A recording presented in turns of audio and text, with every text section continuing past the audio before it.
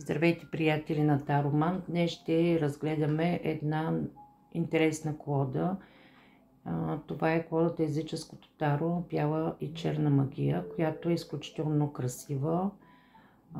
Често се използва за гадание на основните теми, които са любов, здраве, бизнес. Дава доста отговори. Тя се състои от 56 малки аркана и 22 големи аркани. Друго какво можем да кажем за нея? Главният герой на тази колода е една красива жена, която търси себе си. Доста от таролозите вярват, че тази жена е съвременната вещица, която не живее езически начин на живот, а подобен на нашия съвременен работа, дом, свободно време, приятели, с всичките му прелести и недостатъци. Сега ще започнем с значенията на картите и своевременно ще ги разгледаме как изглеждат. Започваме с големите аркани. Първа карта от старшите аркани, които казахме са 22, е карта Глупака. Доста от тях са тъмни, но има елементи, които помагат, за да се използват в подредбите. Карта Глупак е символ на вътрешното ни дете и също така инфантилността. Предупреждава, че нещо ново, внезапно ще нахлуе в живота ни. Може би някакви дребни проблеми и не са толкова опасни. След това ще преминем към втората карта. Това е карта Магиосник, Мага.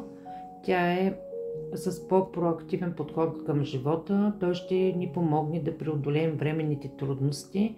Балансът на съзнанието и интуицията ще ни насочи по правилния път.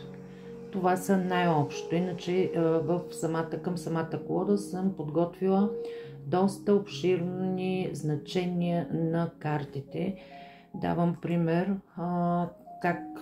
какво бихте намерили в файла, PDF файла, който съм подготвила към самата колода. Той е от книгата, която е издадена към тази колода и доста обширен. Примерно за карта Маг, Магиосникът, как изглежда текста. От книгата Нашата вещица, казахме, че тук цялата колода се разглежда историята на тази вещица. Нашата вещица е коленичила на горската поляна, облечена е в прости бели дрехи, носени от друидите. Пълната луна, виждаме отзад, осветява вечерното небе и вещицата, вдигайки лице към луната с молба и да получи силата й. Тя черпи енергията на луната, протягайки лявата си ръка, възприемчивата ръка към нея в традиционните езически ритуали на слизането на луната. Дясната ръка е спусната, държейки отворена голяма книга, книгата на сенките, където са записани нейните ритуали и дати. Нейните магически атрибути тук са пръчката, потира, кристала, пентакъла, които са разположени на земята.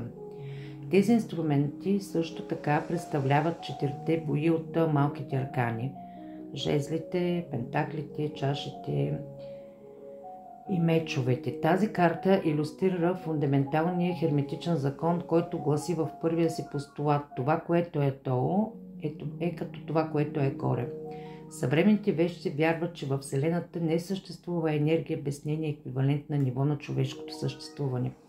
Този принцип се принася и в ритуалите за включване на силата на Вселената и използването й за творчески цели.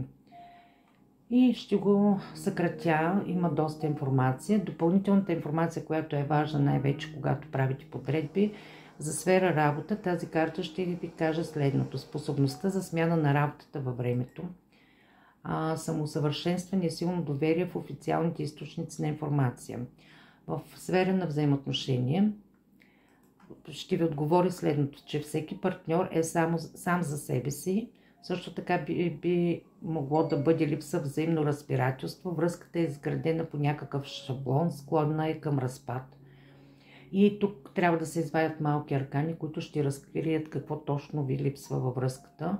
Относно финансите, парите, доходите са малки, ако извадите тази карта, или незначителни, или пък не са стабилни. Също е даден отговор за недвижими имоти, ако някой трябва да намери отговор.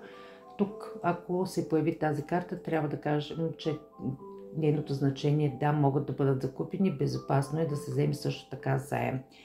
Но няма да стигне толкова времето, за да се разгледа толкова обстойно. Продължаваме нататък. Третата карта, това е Върховната жрица. Тази карта говори, че имате развита интуиция, необяснимост, нещо, но твърдо и правилно предчувствие за нещата. Императрицата е третият аркан. Голям е трезво мислещ и дисциплиниран човек, стремящ се към сигурност и стабилност. Жрецът, император е първо. Това е за нея, че император е трезво мислещ и дисциплиниран, стремящ се към сигурност и стабилност. Да се върна към императрицата. Това е източника на енергия, това е раждането на нещо ново, символ на природата, развиват се творчески и интелектуални способности. Императрицата нещо нараства и се развива, а тук вече е стабилността с карта, четвърта карта, императора. Жрецът или Ерофант, както е известно, това е силното доверие, основано на нашите ценности. Картата препоръчва да вярвате в себе си, за да постигнете щастливо бъдеще. Влюбените, това е картата, да се вижда. Тази карта преди се е наричала избор, защото на изображението виждаме героинята, която трябва да избере своя път, а по смисъл тази карта не предсказва нищо друго, освен важен избор, който трябва да се направи, за да се продължи напред.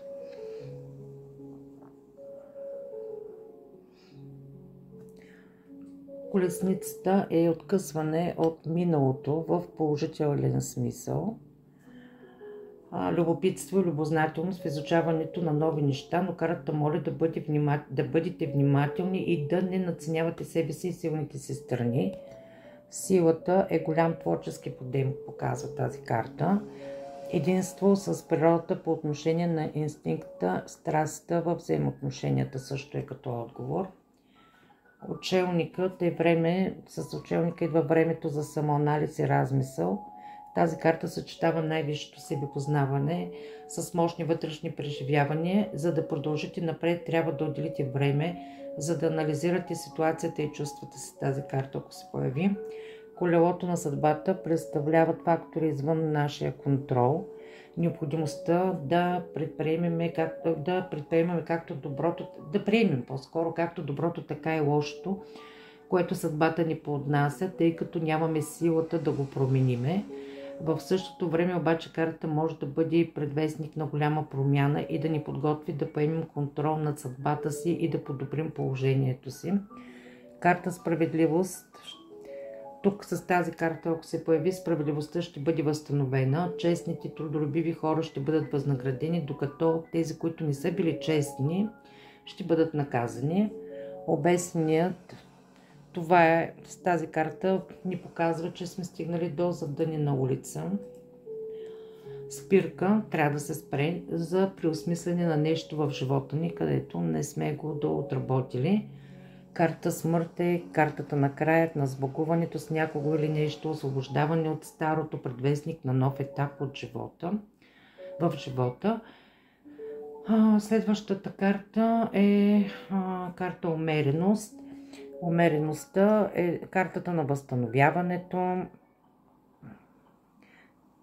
Картата на възстановяването, хармонията със себе си, спокойствието, баланса. Следващата карта е дяволът. Тази карта е изпитание за нашите морални ценности, провал на някакво намерение, понякога действия, които не са в съответствие с нашите обичайни вярвания. Карта Кула е откритието, че ситуацията ни се променя и някои познати аспекти се рушат, най-вероятно защото сме ги надраснали. Първоначално шокът ще накара човекът, който вади картите, да се чувства неудобно и депресирано, но след известно време той ще открие, че се е отървал от излишното. Звездата е карта на надеждата. Звездата е карта на надеждата и ползотворната работа. която ще даде резултат в бъдеще. Тя може да обещава нов етап в кариерата, който е точно затъгъла. Карта Луна представлява несигурността относно бъдещето. Това е липса на сигурност и стабилност, но най-често тези емоции са неоснователни. Необходимо е да се занимавате и с практики, за да си върнете състоянието в първоначалната и правилната посока и да растете духовно. Карта Слънце. Карта Слънце. Това е увереност в бъдеще, радост и любов към живота, оптимизъм в бизнеса. Страшния съд. Това е картата на голямата промяна. Карта на нова стъпка в развитието на личността или освобождаване на излишното. Карта Свят, с нея завършваме старшите аркани. Е благоприятен завършек на важен етап от събитията, знак, че сме там, където трябва да бъдем. И преминаваме към малките аркани. Започваме с жезлите. Асо жезли. Тази карта показва тази карта показва нашите възможности, символизира решителност и укрепване на волята и оптимистично отношение към живота. Двойка жезли показва, че читателят, в случая човека, за когото е подредбата, е бил емоционално изкривен, въпреки че няма обективна причина за това разстройство. Картата ще символизира безизходна ситуация, в която ще трябва да се вземе ясно и решително действие. Следващата карта е тройка жезли. Тя е благоприятна карта, която показва, че човекът, който работи дълго и упорито, е достигнал върха и може да се наслади на нови хоризонти, които се откриват пред него. 4 жезла. Това е сигурност, дълбока връзка с другите, наслада от живота. Петицата е карта предизвикателство. Ще трябва да се състезавате и да покажете истинските си мотиви и сила.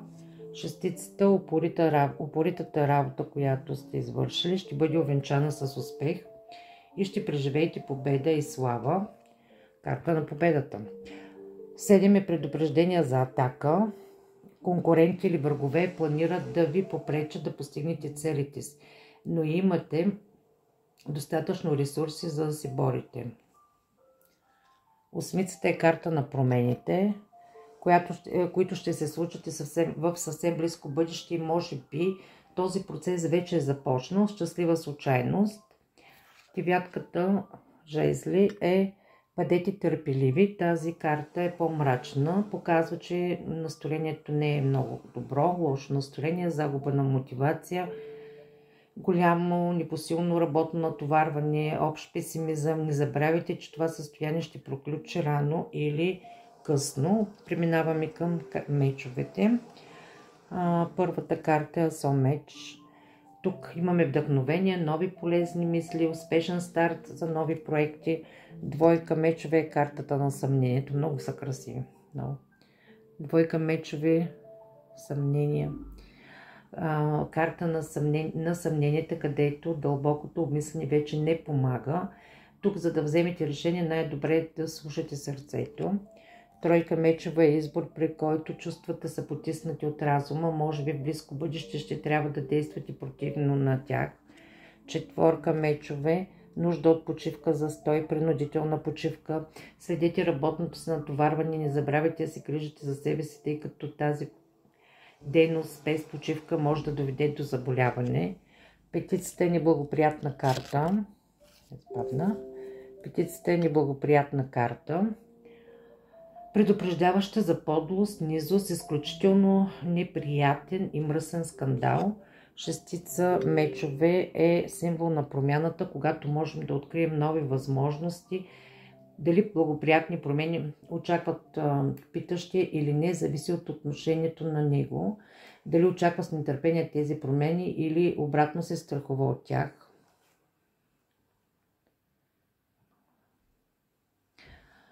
Седем меча.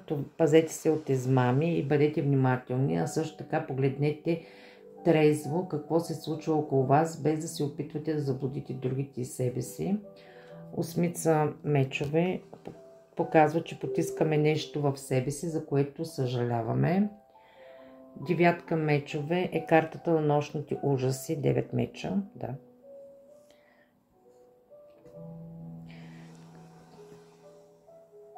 Картата на нощните ужаси, която показва, че сме разстроени и притеснени.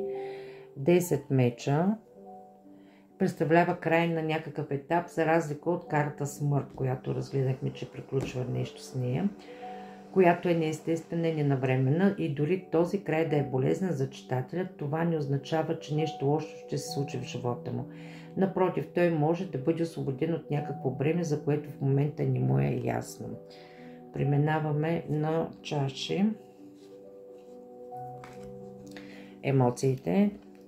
Започваме с туз, асо, чаши. Това е шанс за пълна самореализация, знак, че сме на правилния път.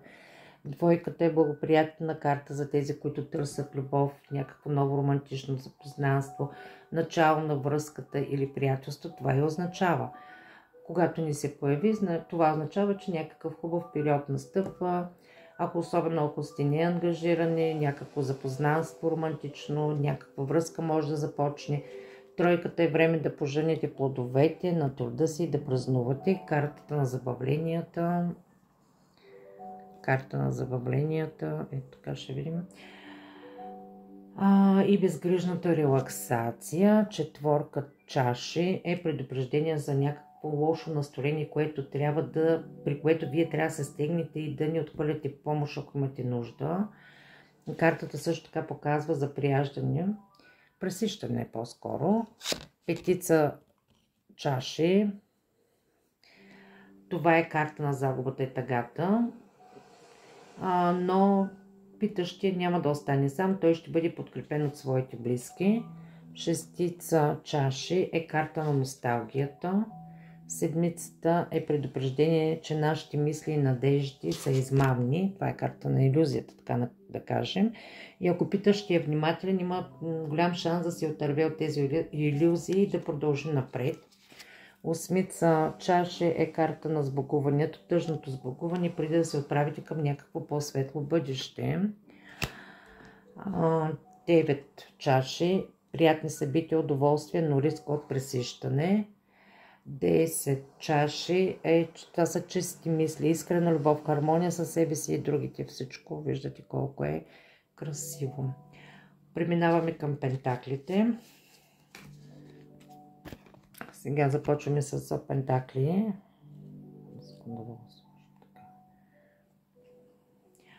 Възможности, скрити в самите на самообучение. Двойката символизира способността на питащия да се адаптира към всяко житейско събитие. В зависимост от другите карти в подредбата, тя може да има или отрицателно, или положително тълкуване. Тройка пентакли, успешно преминал тест, ново ниво на знания ще се постигне. Четворка пентакли е страх от промяна и загуба на стабилност. Поличба, че промените все още не са се случили, но предстоят. Петицата е свързана, по принцип петицата са кризисни карти. Петицата е свързана с криза, опадък на силата и духа, болести също така, липса на финанси. Шестица пентакли, успех, нови възможности, може да бъде реализиране на някакъв обещаващ проект. Седмица пентакли е символ на търпението и бавния растеж. Тя призовава да не бързаме с нещата. Осмица пентакли, началото на нов бизнес и добри перспективи. Тя е свързана с някаква благоприятна ситуация. Може да говори за необходимост от обучение, което ще завършва успешно. 9 пентакли е финансов успех, печалби или просто късмет във всеки бизнес. 10 пентакли е стабилност, богатство, просперитет. Периодът обаче е изпълнен с застой в бизнеса, ако ви питате за бизнес. Така че е важно да помислите какво може да се актуализира във вашите дейности. Сега преминаваме към тези така наречени карти дворцови или карти. Започваме с жезлите.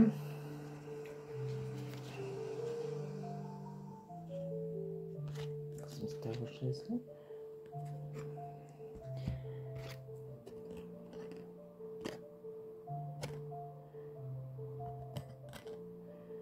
Паж на жезлите. Пажа ще се отворят нови възможности за вас, където може да се покажете на околните. Рицар жезли е карта с енергия, която е трудно да сдържим в себе си. Питащия иска всичко наведнъж и се дразни, когато не го получи.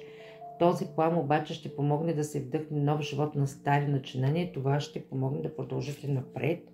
Кралица жезли, независимост, самостоятелност, страст и гордост по отношение на собствените ви дела. Крал жезли е символ на радостта в живота, успеха, богатството и просперитета. Преминаваме към мечовете.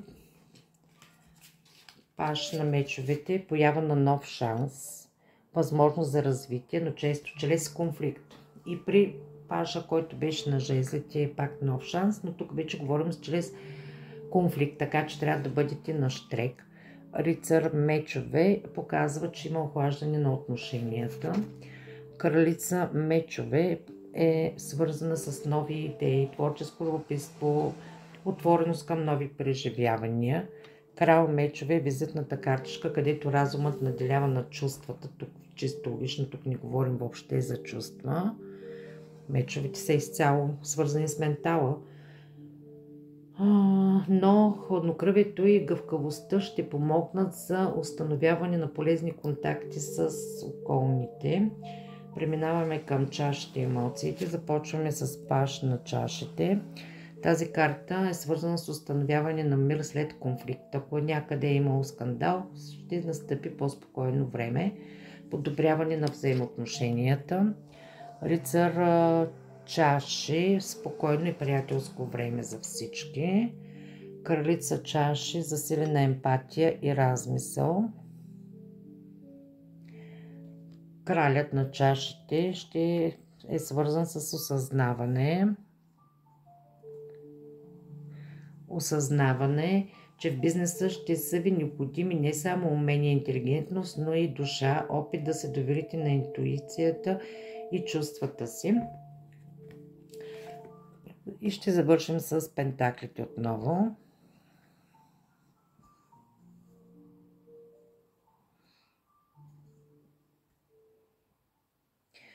Паж на пентаклите е полза от въпроса, има дадена полза от въпроса, който е зададен.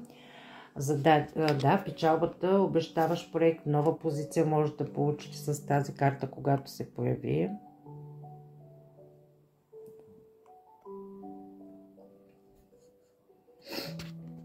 Рицар пентакли, упорит труд.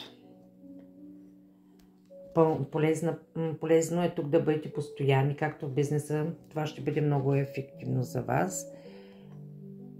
Кралица пентакли, реализъм, плодородие, плодотворна работа, финансов успех.